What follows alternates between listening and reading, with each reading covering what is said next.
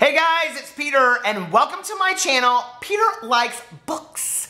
This is part 2 of my Q&A. I wasn't going to do a part 2, but I thought, screw it. Just get the questions done and see how many of them you can answer because you're having so much fun. I was having so much fun with it. I do want to say one thing. If you watched my last video, the very last question I was talking about my 3 favorite books of all time. And I said this book was called Living Juicy, but actually, it is called Living Juicy. It's Living Juicy, Daily Morsels for Your Creative Soul by Sark. Can you guys see it? And Sark is a self-help writer. And this is her meditation book. I use a lot of meditation books with my clients in my life coaching practice. This one is so colorful. She's the one that did the poster that you see in a lot of classrooms. It's called 101 Ways to Be an Artist. I love all her books. They're a lot about creativity. And she has some of her meditations in here are permission to nap, permission to enjoy, enjoying the moment. Whatever is contained in this moment, find some layer of enjoyment. Build a fort in the moment. I'm usually able to find something to enjoy about even the most dreadful happening. Or more importantly, I enjoy the dreadful. The moment we will never occur again. The moment we have will never occur again, so welcome it, enjoy it, whatever it holds for you. All enjoyment lives in this moment. I love her meditation, so I read those every morning, and that's why I mentioned that as one of my favorite books. But I thought if I get questions about it, there you guys know. So, if you watched my video before, you know I have the question piggy. And out of the question piggy comes the question. So let's get right to it. The next question on part 2 is of my question and answer by Christine. And Christine asked, have I ever suffered any mental illness and what has my journey been like? I do not personally suffer from any mental illness. That being said, as a counselor, therapist, life coach for the majority of my adult life, I have worked with almost every mental illness that you can imagine. But that being said again, I'm also an addict and alcoholic in recovery. I know that today we don't really consider that a mental illness, although it's still defined by the DSM-4. But a lot of people see addiction as a mental illness. It has been probably the hardest thing I've ever dealt with in my entire life. I've been sober for 21 years, but also the most rewarding. I would not for 1 second trade in being a person in recovery. It has absolutely given me everything that I have in my life. I have an amazing, joyous life, and I am so, so, so proud to be sober and know the people that I do in sobriety, and it's just been an awesome thing. So that's kind of my journey. Although I really struggled with it early on, as I'm sure if anybody that knows an alcoholic or addict knows, it is extremely difficult. So yeah, that's my struggle with addiction, and that's all I have to say. Okay, next question. Thank you for that question, Christine. Okay, next question is by Mamie. Do you and Alex have a family outside of your dogs? Which is so interesting because Tucker is literally laying on the floor right over here. We have 3 dogs. Duncan, who we call Pee-Pee, who is a Chihuahua. And then we have 2 Papateases, which are half Papillon, half Maltese. They're mutts. And one is Tucker, and the other is Boo Radley. Yes, we have family outside of that. We do not have any kids. We have chosen to not have any kids. It's not that we do not like kids. We love kids. But for us personally, we've chosen to not have any kids in our life. Alex has an extensive family that live almost all in Indianapolis. He has cousins, 2 brothers. One brother has a wife. One brother has a girlfriend. So we have an extensive family. His mom, his grandma, all the cousins live here. We see them on a pretty regular basis. My mother passed away 8 years ago. I'm an only child. My dad and my stepmom live about 10 minutes from me. I see them on occasion. I'm very close with my aunt and uncle. That was my mom's sister. And my cousin, who is also an only child, her husband and her son. So there's our family. Pretty small. I have a pretty small family. Alex does not. So together, Thanksgivings, we always have 2 or 3 Thanksgivings. Oh, Alex's aunt and uncle also live here too. So we're really close with them. And his cousin, but she is in Las Vegas now. Very jealous. All right, let's see. Next question is by Mega Man Chief Fan. What is your favorite non-YA book? I wrote that twice because Graham tweeted it to me, but he also put it in the comment section below. He really wanted that question answered. So you have to watch my last video if you want to know the answer to that question. Okay, next question. I'm so excited. Oh my God, the suspense. the suspense is killing me, is from Ashley.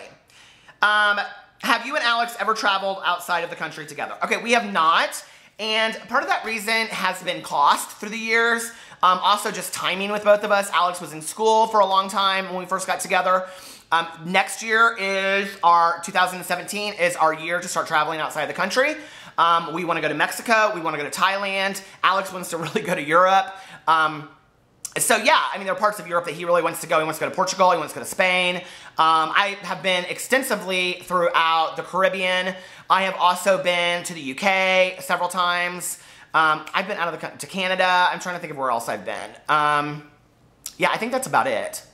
So, not tons, but, you know, and Alex is from Venezuela, but I've never been there. So that's where we've never traveled together outside of the country. But like Miami, Vegas, we travel a lot inside the country together. Okay. Next question. Are you excited to find out what it could possibly be? Oh my God.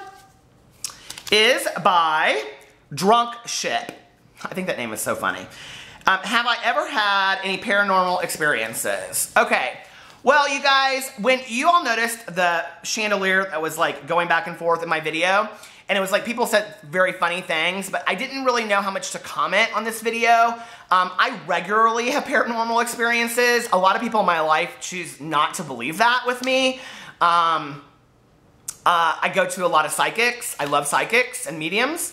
I don't know. I've had a lot of paranormal experiences and just vibes and feelings about things. And, well, hell, I'm always honest. Let's just be honest. Every medium and psychic I've ever been to has told me two things. Number one, that I'm a medium that's not willing to see my gift, and that I'm an empath, and I have been since I was a child. So those are two things that I've always been told. I don't know. I'm not picking up on anything right now. I don't think. So anyway, yeah, but, and the other thing is, I love, like, horror movies and stuff. But I do not like anything of like I cannot watch Paranormal Experiences. Those movies terrify me, and like not in a good way, like in a weird way. Like I almost think they're so true that I don't like to watch that kind of stuff. So, okay, next question is by Danny Crispy, and he asked, how did you meet your husband? Okay, so this has been documented. Let me get a sip of water first for this story. So Alex and I own a website, and we've interviewed a lot of celebrities through the years. We do a lot of like event things, and so we've been asked this question actually a lot. I don't love this story, but Alex thinks it's hilarious, so I'll just tell the story. Okay, so I had actually broken up with my ex, and it was about 6 months after that. My mom was sick. It was before she passed away in the hospital. I was out at a local bar with a friend of mine. I saw Alex there. He was actually spanking a friend for his birthday, and I was like, oh, he's really cute. Flashback, this is the days of MySpace. I was just going through MySpace. I was very new. I came out of this old relationship into a world of technology that I knew nothing about. I didn't know Facebook, MySpace, any of that kind of stuff. My friend was like, you have to get a MySpace. So I got a MySpace. I was very proud of it. I loved all the pictures and the music that I had playing and everything like that. Anyway, so I just ran across his picture on there, and so I sent him a message, and I said, I saw you out at Talbot Street. I think you're very handsome, and you seem to have kind eyes. I'd like to meet you sometime. And Alex responded to me, thank you for the compliment. I'm not a kind person, and I'm still interested in my ex. So I was like, okay. And I was like, well, if you're ever not interested in your ex anymore, hit me up. So about 6 months after that, well, it was August, that following August, I had been visiting a good friend of mine a lot in Denver, and I was planning to move to Denver, Colorado, and Alex hit me up and was like, hey, are you ever going to take me on that date that you wanted to take me on? I did not know at the time that Alex had made dating a career, and that he was basically doing it to get a lot of free meals for his lunches the next day at work. So we went on our first date, and it was just crazy. Like, we just totally got along. Like, I mean, it was like, I went into it being totally confident because I had no investment in it going anywhere, and it probably to this day is the best date that I've ever had in my entire life. And so from there, it just went forward. I will say this, that, you know, we've had a very difficult marriage at times, a very difficult relationship.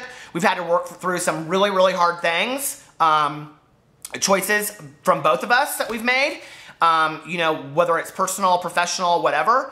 And the family has been difficult as well, and we've stood by each other side by side, and we've worked through those things, and I think that is the key to a successful relationship.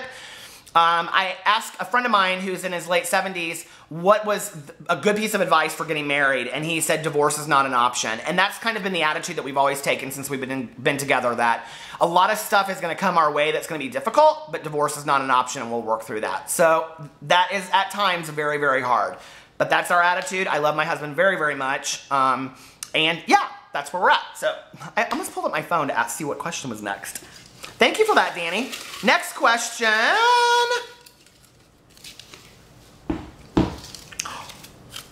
is by Iva.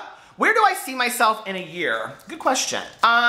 In a year, I hope to have, let's see, that'll be August. Another book published and another book on the way to be published. So 2 more books in 2017 that will be published.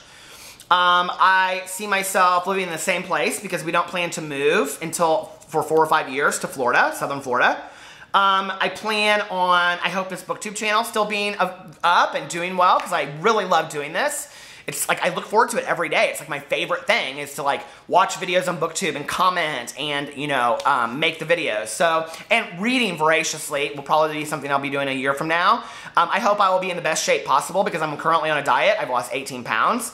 And be like running or working out actively and feeling the best that I could ever feel. Next summer I turn 45, and for me, I really want to, at that point, be living the best life possible. So a lot of little things, you know. For me, enjoying life is really about the small things. So thank you, Iva.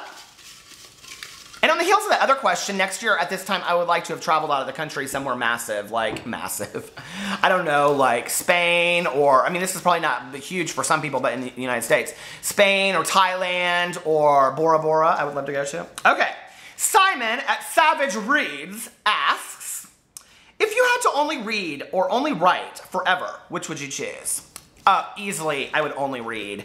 I mean, I love writing and creating stories, but like, you cannot pull me away from a book. I can make 50 excuses why not to write. And that's the truth. I wish it wasn't. I wish I was one of those writers that literally just wrote like 10 hours a day, but I just am not. Okay, piggy. Next question. Tucker is right here. He's so sweet. Selena M said, how much college education do you have and what do you do for a living? Well, my last video, Selena, I answered the question about what I do for a living. I have my bachelor's degree in creative writing and film studies, and I have my master's degree in social work. So, graduate school is as far as I've gone. I actually there's my college education. I actually thought about getting my PhD, not in social work, but in something random, and like fine arts. And then maybe teaching on a college level, but that lasted for about 3 months, that thought. So, next question is by Gaia. Hey Gaia, how are you? How old are your dogs? And what are some of the best books you've read in 2016? My dog Duncan is 10, Pee-Pee. And then Boo and Tucker are both 7. They just turned 7 on July 21st, and we always forget their birthday, as we did again this year. Pee-Pee always gets a big thing of toys and treats and everything like that, but we always forget their birthday. I feel so bad about it. Some of the best books I've read in 2016. Interesting, I was just thinking about this today because I'm listening on Audible to Sleeping Giants by Sylvain Neuvel, I think is his name, Sylvain Neuvel. Oh, this book, you guys, is so good. And then Before He Finds Her by Michael Curtis. And then I was thinking about The Fold by Peter Klein, which I'm not a huge science fiction fan, but this book was so good. I mean, it was one of the best audiobooks I've ever listened to. That was really, really good. Yeah, those are 3 books that like I wouldn't normally put on there. That, and 1 second before, I don't remember who that book was about or by, but it's about what would happen if this like, in today's time, like a war happened in the United States and how it affects small towns. So that was really a good book too. I think an important book to read. All right, next question is by Beth42. What is your most hated book of all time?